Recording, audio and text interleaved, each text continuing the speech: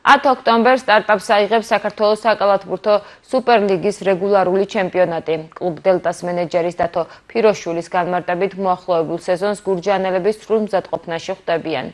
აღსანიშნავი არის, რომ ქართველებთან ერთად კლუბში 4 ახალწვეული ლეგიონერიც არის.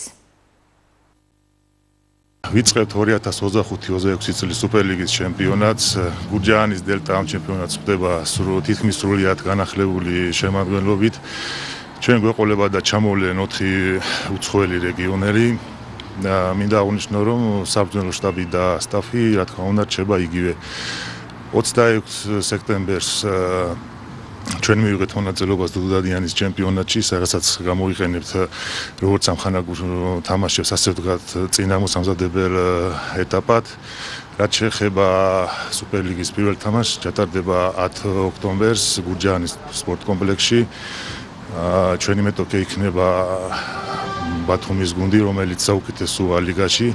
აქედან გამომდინარე, იქნება ძალიან საინტერესო და დაძაბული თამაში.